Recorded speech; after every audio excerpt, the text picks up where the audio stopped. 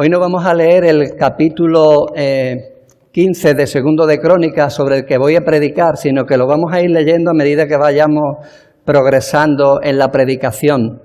Por eso antes vamos a poner todo en las manos del Señor para que nos bendiga. Bendito Padre Santo, Señor, te damos gracias, Padre, por estar, Señor, delante de tu palabra con libertad, Padre, para que el Espíritu Santo, Señor, nos ministre según tu voluntad, Padre. Te rogamos, Señor, que nos des oído atento, un corazón humilde para aceptar tu voluntad, Señor. Y cuando tu palabra nos hable, no pensemos en los demás, sino en cada uno, en nosotros mismos. Y en qué es aquello que podemos cambiar en nuestras vidas para amoldarnos, Señor, a tu voluntad, Padre, y a lo que tú esperas de nosotros como cristianos, creyentes individuales y también como iglesia, Señor. Ayúdanos, Padre, a aplicarlo a cada uno, a nuestro corazón, Señor, y te rogamos, Padre, que sean gratos los dichos de mi boca y las meditaciones de mi corazón. En el nombre de Cristo. Amén. Hermanos, vivimos en una sociedad que nos cuesta trabajo aguantar el silencio. No nos gusta estar en silencio. A algunos nos gusta un poco más y a otros un poco menos, pero realmente si yo hubiera comenzado la predicación teniendo un minuto de silencio, una vez lo hice, terminaríamos sintiéndonos muy incómodos a los 15 segundos. Y vemos los minutos de silencio en los campos de fútbol, que nunca es un minuto. Son 15, 20 segundos, un minuto de silencio. No nos gusta el silencio. Y aquellos que todavía tenemos problemas a la hora de concentrarnos, necesitamos más que ningún otro ese tiempo de silencio para poder hacernos cargo de lo que estamos viendo. Yo he llegado a decirle a mis hijos, cállate que no veo.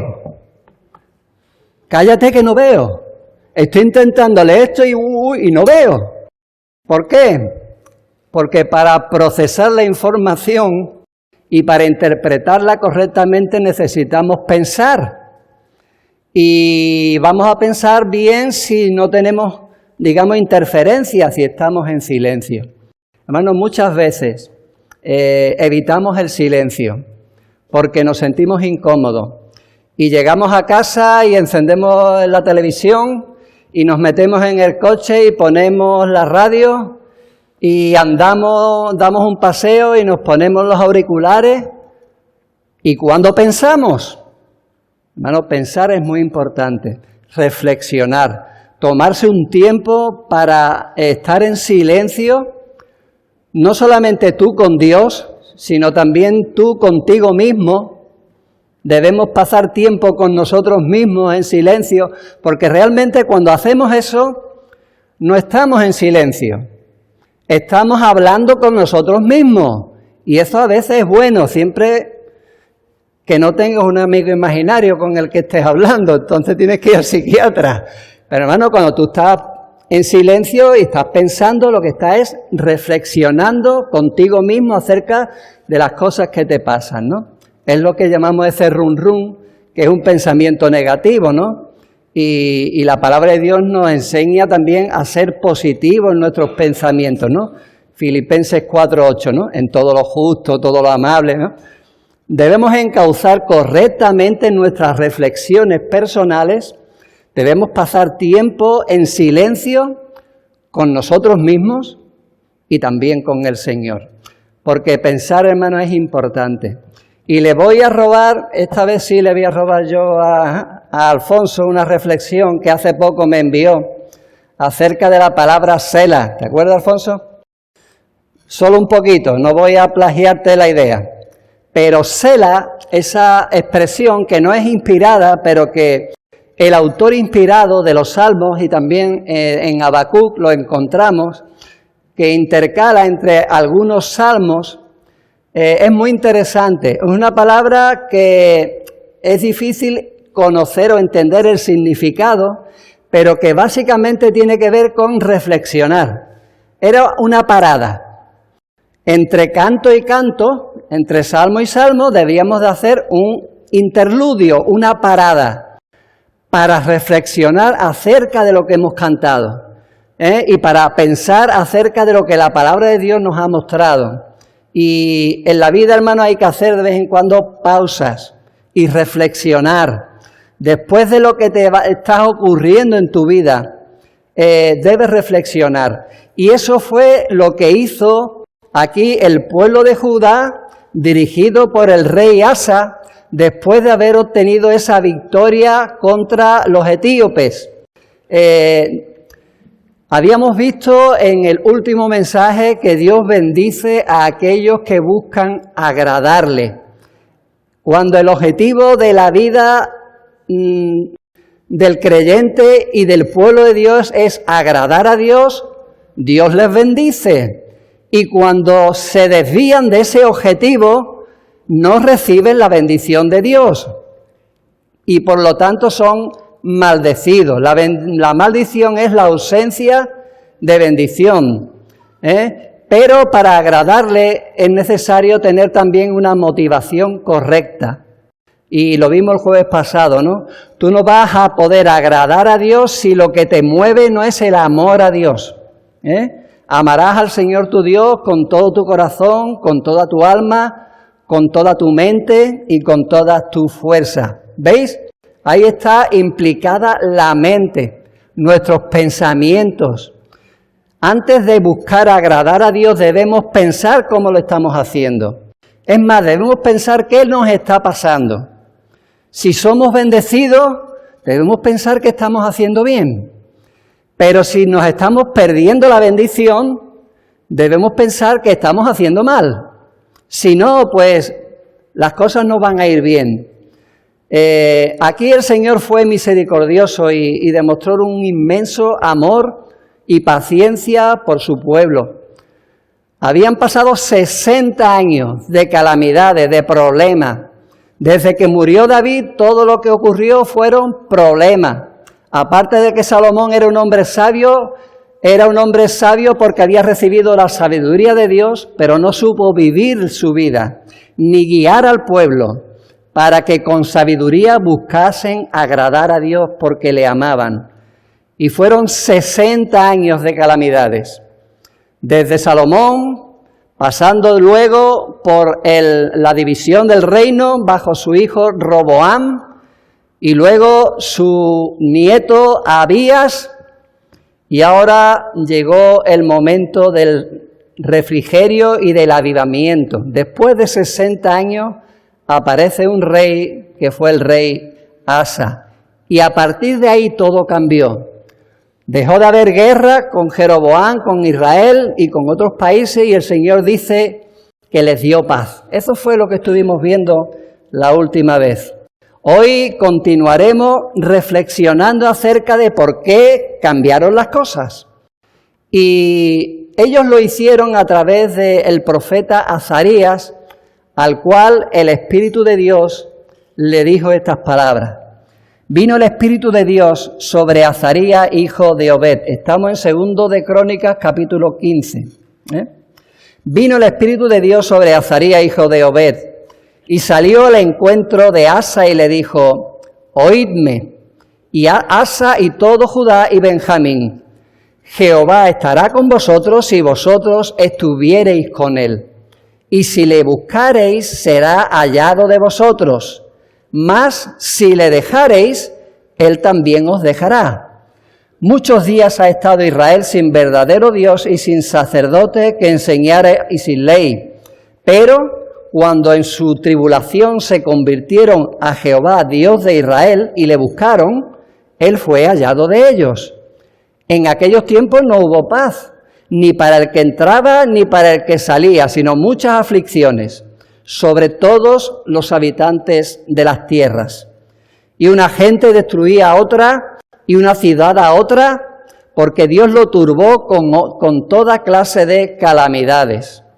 Pero esforzaos vosotros y no desfallezcan vuestras manos, pues hay recompensa para vuestra obra. Le dijo, ¿veis? Las cosas funcionan cuando buscamos agradar a Dios. 60 años de calamidades. Y ahora ha empezado una nueva etapa en la vida del pueblo de Dios. Y van a durar 65 años de bendición, que comenzó con el rey Asa, que luego continuaría con su hijo Josafat. Dios, hermano, está interesado en el bienestar del pueblo de Dios. Dios nos quiere bendecir, pero hay obstáculos para que esa bendición muchas veces llegue al pueblo de Dios, a la iglesia.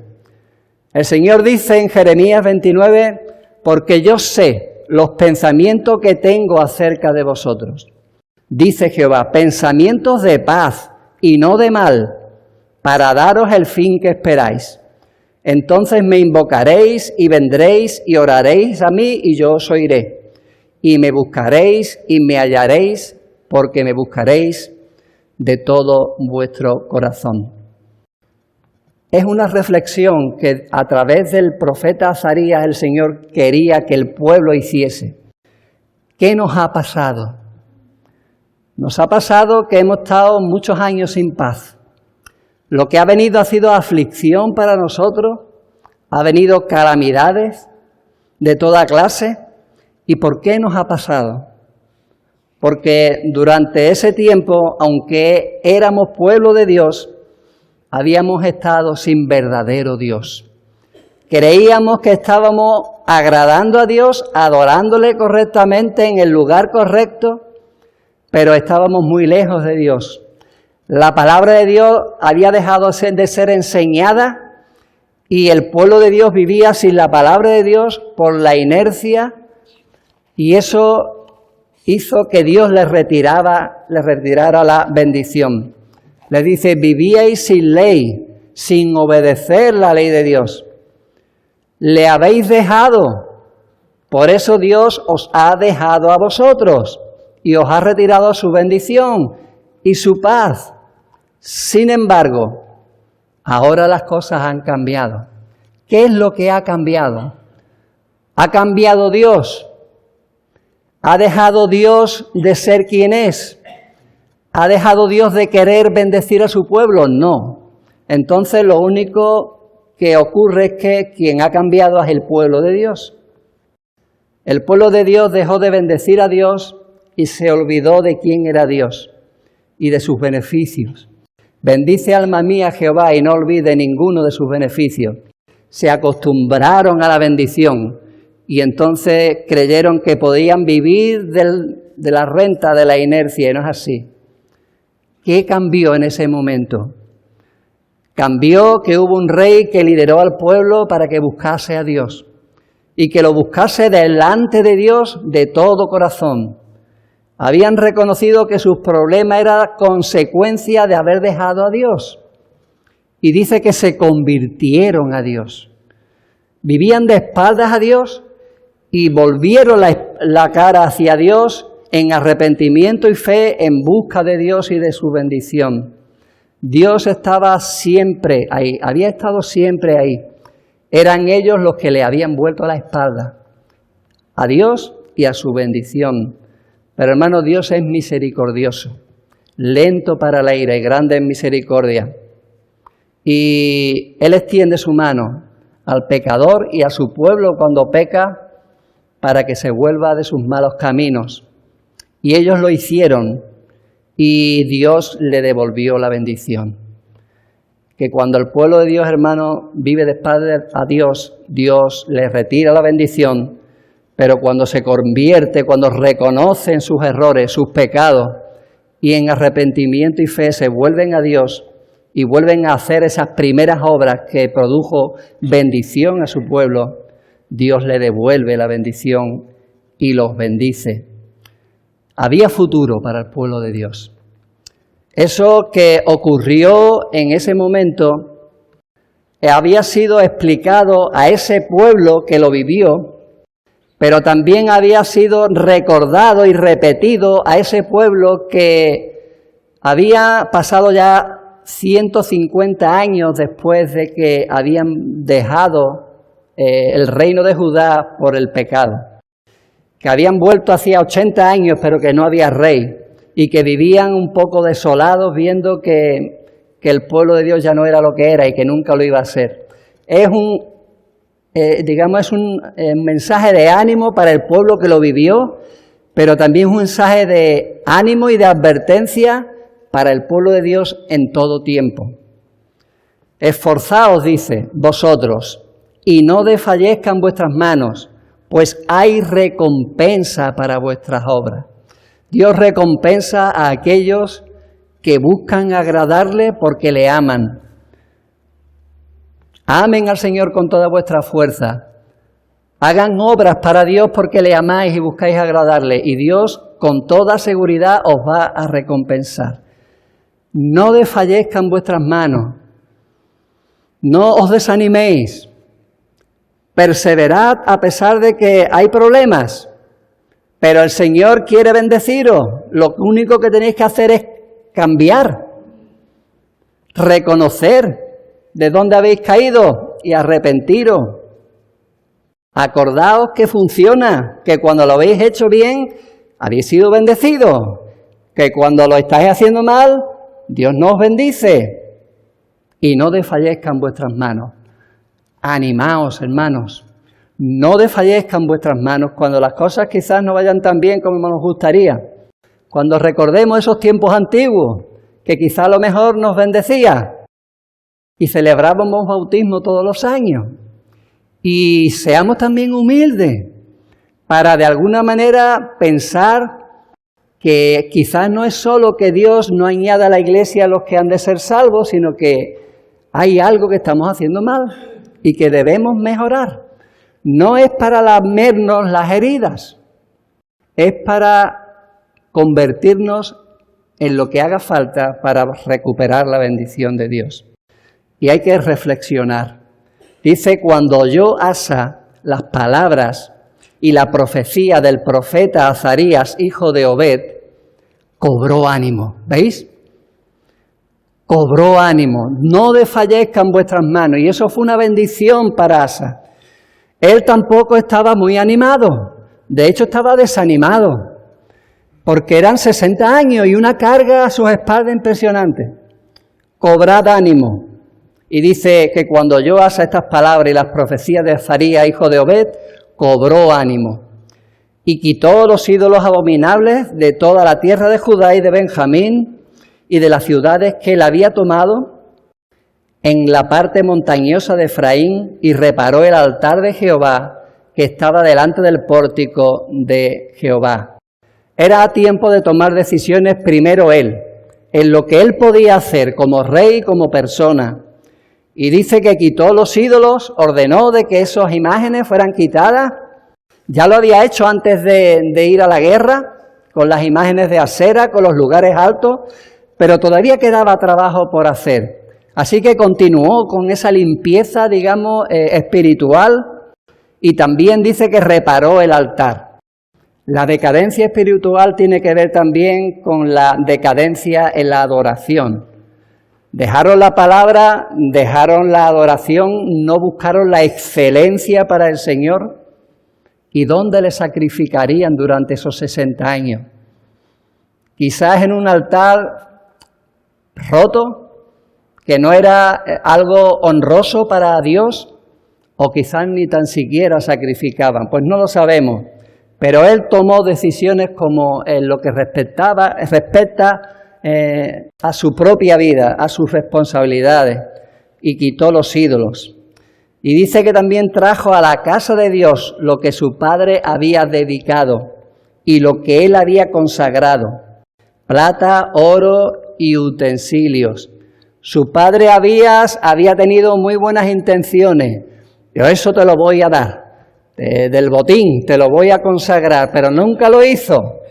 Se lo quedó en el tesoro del rey, no lo llevó a la casa de Dios, le prometió al Señor algo que no cumplió.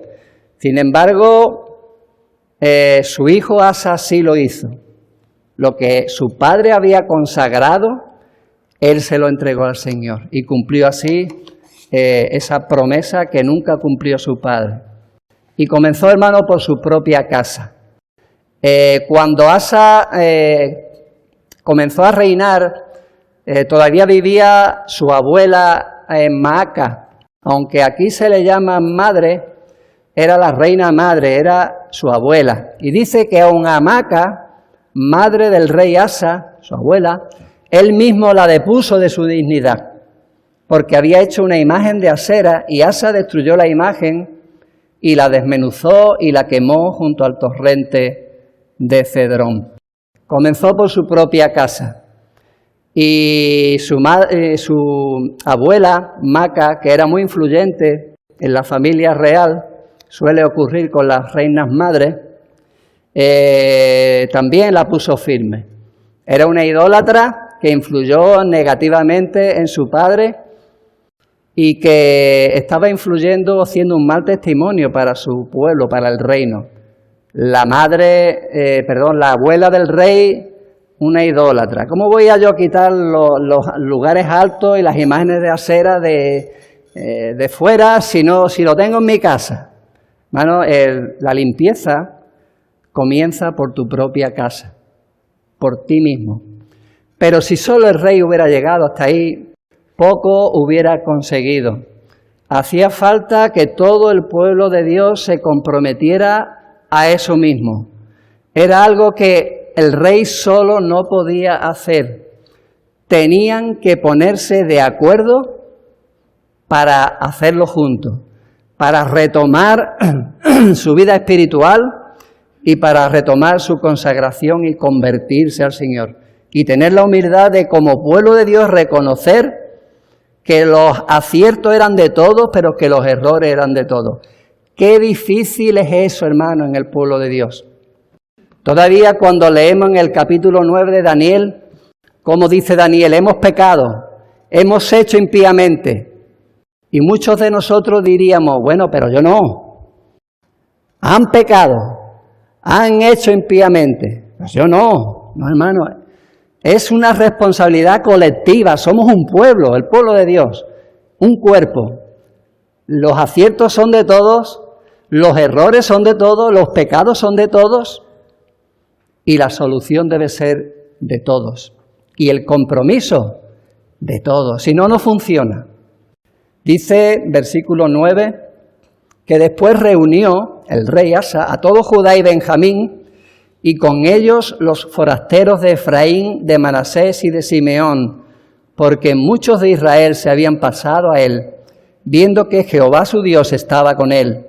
Se reunieron pues en Jerusalén en el mes tercero del año 15 del reinado de Asa, y en aquel mismo día sacrificaron para Jehová del botín que había traído 700 bueyes y 7,000 ovejas. Entonces todo el pueblo prometieron solemnemente que buscarían a Jehová, el Dios de sus padres, de todo su corazón y de toda su alma. Y que cualquiera que no buscase a Jehová, el Dios de Israel, muriese grande o pequeño, hombre o mujer. ¿Veis? Hermanos, se reunieron. El rey reunió a todo el pueblo. Esto no lo podía hacer solo, lo tenían que hacer todos. Reconocer sus errores, sus pecados, convertirse juntos y comprometerse todos juntos. Prometieron solemnemente que buscarían a Dios, ¿ves?, de todo corazón y de toda su alma. Y lo celebraron también juntos. Dice que todos los de Judá se alegraron de este juramento, porque de todo su corazón lo juraban y de toda su voluntad lo buscaban. Y el que no estuviese dispuesto a comprometerse, dice que debía morir, sea grande o sea pequeño. Debía ser desechado, expulsado del pueblo de Dios. Y en obediencia a ese primer mandamiento que mandaba amar a Dios sobre todas las cosas, ellos decidieron hacerlo. Y el resultado fue, versículo 16, que Dios fue hallado de ellos y Jehová le dio paz por todas partes. Y no hubo más guerra hasta los 35 años del reinado de Asa. El Deuteronomio dice, aprende pues hoy y reflexiona en tu corazón, ¿veis? Aprende y reflexiona en tu corazón. que Jehová es Dios arriba en el cielo y abajo en la tierra, y no hay otro. Y guarda sus mandamientos y sus estatutos, los cuales yo te mando hoy, para que te vaya bien. Y a ti, a tus hijos después de ti, y prolongue tus días sobre la tierra que Jehová tu Dios te da para siempre. Hermanos, esto se repite una y otra vez en la historia del pueblo de Dios. Cuando hacemos bien las cosas, Dios nos bendice. Cuando hacemos mal las cosas, Dios nos retira la bendición. Pero cuando reconocemos que hemos estado separados de Dios, apartados de Dios, que no estamos haciendo la voluntad de Dios y tenemos el convencimiento de que debemos convertirnos, hacer los cambios en humildad, en arrepentimiento, sabemos que Dios nos acepta ese arrepentimiento, nos perdona y nos da una nueva oportunidad. Porque Dios quiere bendecir a su pueblo. Hermano, pasa tiempo con Dios. No solo háblale en oración, sino también busca su palabra, que Él te hable. Y pasa tiempo en silencio. No, si estamos hablando incluso con Dios en oración, ¿cómo va Él a hablarnos a nosotros? Es verdad, con su palabra, con los hermanos. Pero Dios también quiere hablarte, cállate un poquito, pasa tiempo en silencio con Dios. No hablando contigo mismo, sino esperar que Él te hable. Hermano, funciona. El Señor se comunica contigo a través de los silencios. Es más, en una conversación sana entre dos personas normales, el 70% de la conversación es silencio.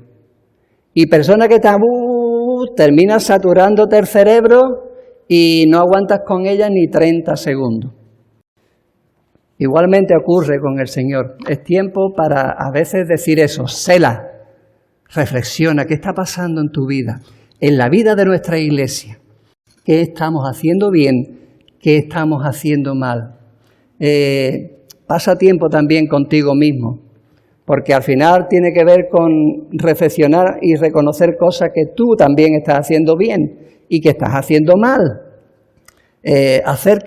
Reflexiona acerca de cómo te está yendo, cómo te estás sintiendo. ¿Te estás sintiendo bendecido? ¿Has perdido algo que antes tenías? No te digo que no estés haciendo lo mismo que hacías antes, pero lo estás haciendo con la motivación correcta. Quizás estás viniendo a la iglesia como siempre y estás leyendo la palabra, incluso puedes estar orando, pero no estás siendo bendecido. ¿Has perdido ese objetivo de buscar agradar a Dios? Y quizás estás pensando en agradar a otro, en agradarte a ti mismo. O incluso estamos haciendo lo bueno y lo recto, pero lo estamos haciendo con la motivación correcta, porque amamos a Dios y queremos agradarle. No siempre hacer lo bueno y lo recto te va a bendecir. Tenemos que tener el objetivo correcto y la motivación correcta. Y todo esto son reflexiones que tú tienes que hacer. Todas las tenemos que hacer. Si Dios es fiel, ¿estoy yo comprometido con Dios? ¿Soy yo fiel a Dios? Porque eso es lo justo. Si Dios es fiel conmigo, ¿estoy siendo yo fiel con el Señor? Y si no lo estoy siendo, ¿será por eso que he perdido la bendición? Y la importancia, hermano, de enseñar la palabra de Dios. Una de las cosas que hizo este hombre fue que la palabra de Dios volvió a ser enseñada y puso maestro en toda Judá. ¿Y por qué? Porque el pueblo de Dios había abandonado la palabra y no se había sometido a ella. Y es el filtro que nos muestra nuestros aciertos y nuestros errores. No se trata de lo que nosotros pensamos, sino si verdaderamente la palabra de Dios nos da la razón o no. Y cuidado, hermano, también. Y voy a ser claro, con los que dejan Israel porque a Asa le va bien. Fijaros que no dice que se fueron de Israel a Judá porque a Judá le iba bien, sino porque a él le iba bien, a Asa le iba bien. Hermanos, estos que vienen porque aquí nos va bien, cuando aquí no nos vaya tan bien se volverán a otro sitio. Irán de flor en flor, de iglesia en iglesia, buscando donde les va bien. Son personas tóxicas, creyentes que no entienden acerca de la fidelidad de Dios, la fidelidad a donde Dios te ha colocado,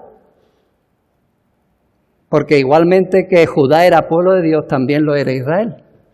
Y si ellos lo habían entendido, le habían quitado un activo a Israel para que cambiara también, porque aquello también era pueblo de Dios. Así que, hermano, por eso yo cada vez que viene alguien de otra iglesia, es que mi iglesia no sé qué, es que el pastor no sé cuánto, lo primero que le digo es que arregle las cosas en su iglesia y que se vaya a su iglesia, que es donde tiene que estar. Desgraciadamente, eso no es muy común en nuestras iglesias de alrededor, pero creo que es lo que la palabra de Dios enseña. La fidelidad con Dios tiene que ver con la fidelidad al pueblo de Dios, a tu iglesia. Y si a veces las cosas no van bien, pues intenta poner de tu parte para que vayan mejor en tu iglesia y no te dediques de ir a otro lado, ¿no? Y también hay una fe personal, lo que yo creo, y una fe colectiva, lo que creemos como iglesia. Y debemos reflexionar también como iglesia. Sería bueno, yo creo que sería recomendable, y le lanzo ahí una propuesta al Consejo de Iglesia, para que quizá una vez al año podamos reunirnos como iglesia y reflexionar lo que hicieron aquí, para comprometernos también y renovar nuestro compromiso a nivel de iglesia también y hacer los cambios que tengamos que hacer y reflexionar y dialogar entre nosotros y buscar la voluntad de Dios. Y si hay que convertirse, nos convertimos. Y si hay que pedir perdón, lo pedimos y nos arrepentimos delante del Señor y buscamos a Dios, agradarle. Y lo debemos de hacer juntos. No es algo que el pastor pueda hacer solo, ni siquiera los pastores o los que están en responsabilidad. Porque no debemos apostarlo todo al liderazgo, hermanos. Veremos en el último mensaje que el rey Asa, aunque hizo lo bueno y lo recto, no era bueno ni era recto. Y al final en su vida cayó, aunque dice que hizo lo recto todos los días de su vida. Pero él tampoco era perfecto, ¿no?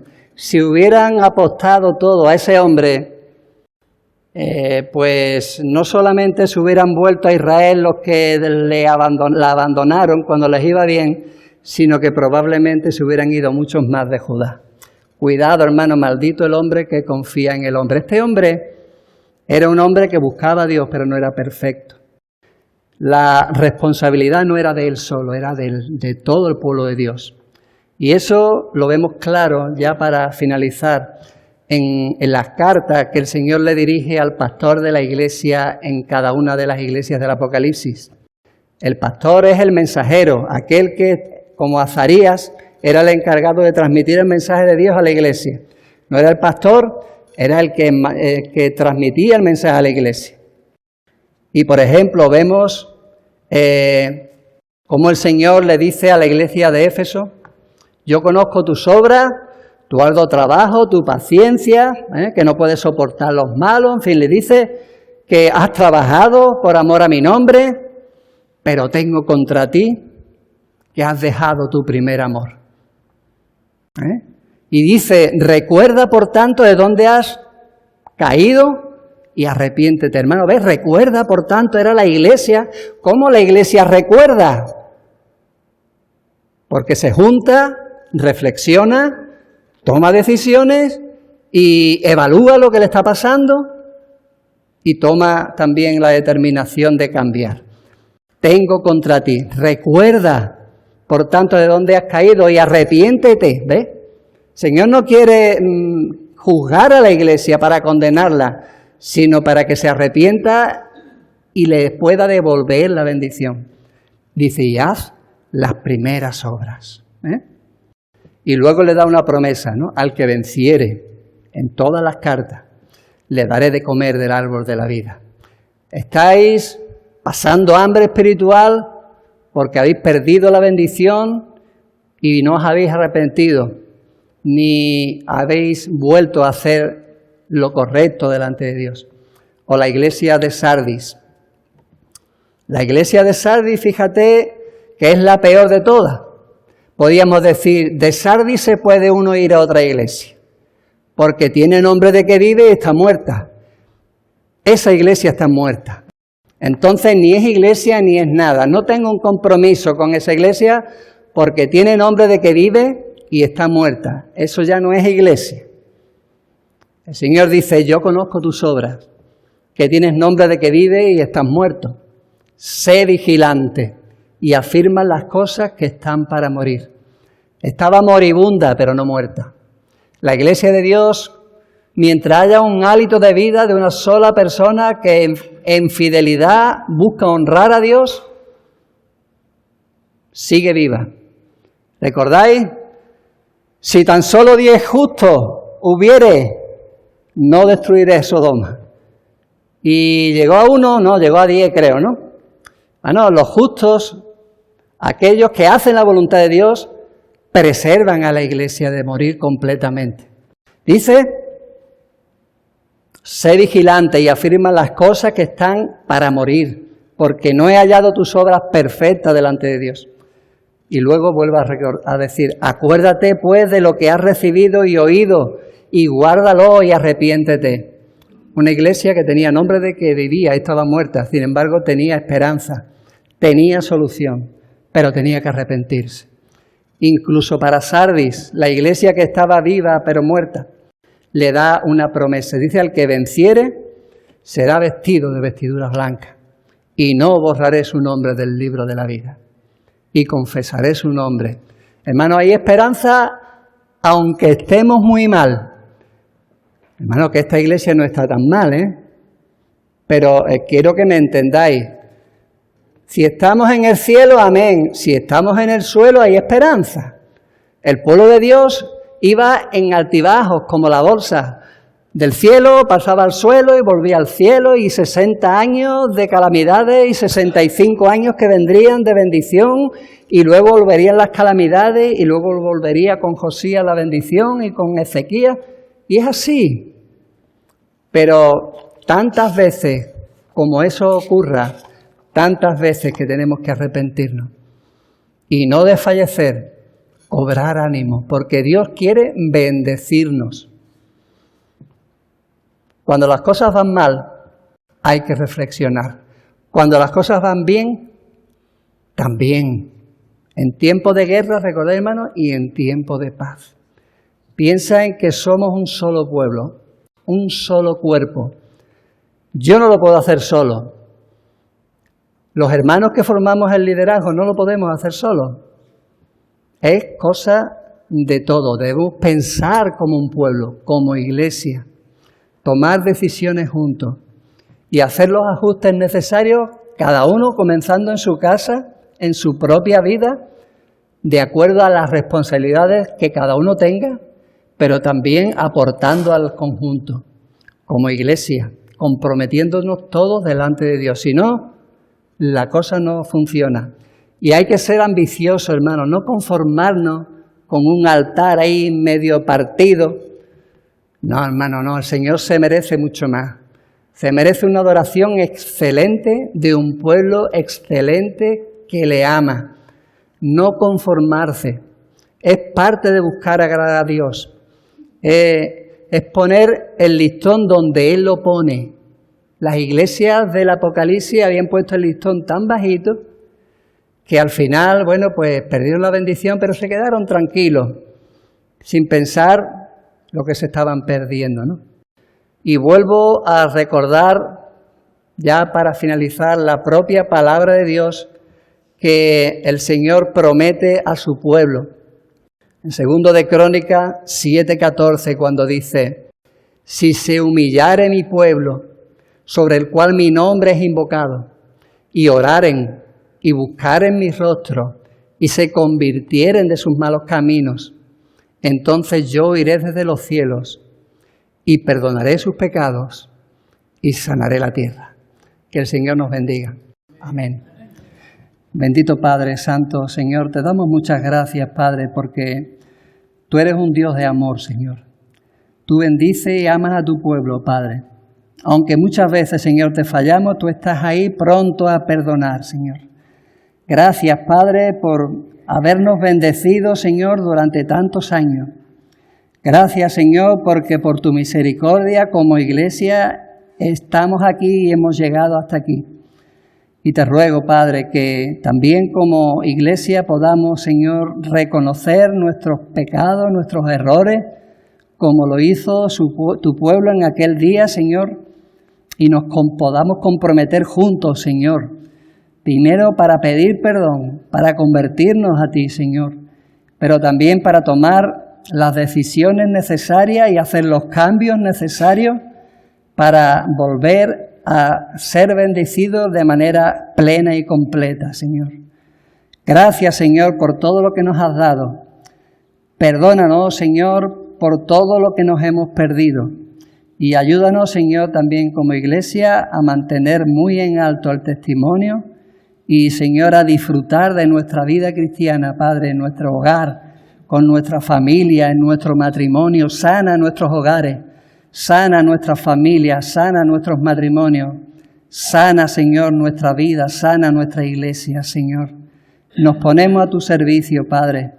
Te rogamos, Señor, que cada uno coja el arado en la medida que deba hacerlo y mire, Señor, hacia adelante, Padre. Y todos nos beneficiaremos, Padre, pero no solo pensando en nosotros, Señor, sino en todos aquellos que todavía, Padre, no forman parte de tu pueblo, pero que tú tienes, Señor, ya el escogido en este lugar. Te rogamos, Señor, que esta iglesia sea un instrumento útil en tus manos. Ayúdanos, Señor, a buscar agradarte y hacerlo porque te amamos con todo nuestro corazón, con toda nuestra alma, con toda nuestra mente y con toda nuestra fuerza. Te lo pedimos, Padre, en el nombre de Cristo que lo hace posible. Amén.